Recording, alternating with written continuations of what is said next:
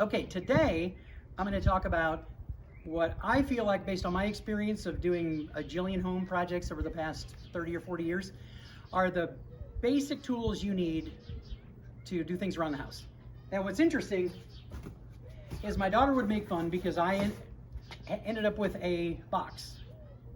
And I just started putting things in from the garage of my mini tools of things that I needed to do things around the house. And eventually this became my toolbox.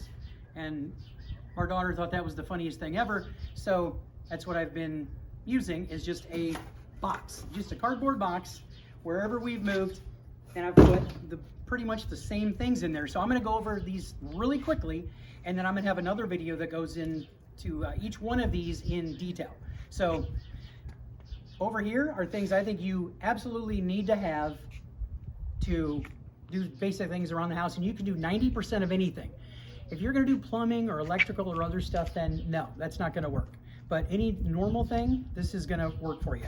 The things over here are things that you're going to eventually need that would be helpful for you. And again, of course, if you're going to do something way more detailed with plumbing or electrical or something, heating, cooling, you're going to need to use a lot of different tools. So I'm just going to go run through these quick, and then I'll do another video with more detail on each one.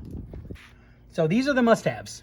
First, I'm going to start over here with like a 2-foot, 2-step step ladder, a 16-ounce claw hammer, so just a regular hammer, a tape measure with at least a 1-inch blade, basically, a cordless screwdriver. You're just going to need a basic pencil, a Allen wrench set or a hex wrench set, and make sure they're standard and metric, a utility knife, retractable knife, jip knife, whatever you want to call them. These are just some examples, but one of those. Number 6 by 1 1/4 drywall screws, and I always get the coarse thread because they stick so nicely. A stud finder. Those are just 2 examples. A drill bit set. Miniature, these are like 3-inch blade slotted and Phillips screwdrivers. Then just your normal slotted and Phillips screwdrivers. A cordless drill for 10 times more power than a cordless screwdriver.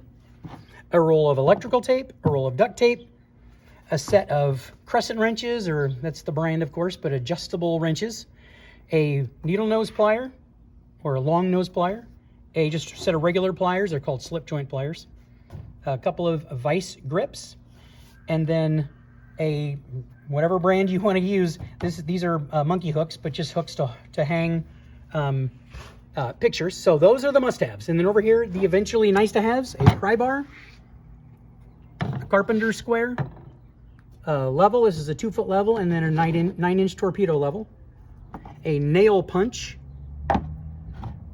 a wood chisel, and I still sometimes use 3-inch screws. It can be deck screws. These are called construction screws. A hand saw, a 25-foot extension cord, and I would strongly recommend 14 or 12 gauge, not 16 gauge. These are much sturdier. And then a 6-foot step ladder. And that is it. And again, these will all fit in this box very nicely. And I will go over in more detail in another video the use for each one of these. So thank you, but this will really help you to have everything that you need, and you can do 90% of all the projects around the house with very simple tools. Thank you. Have fun.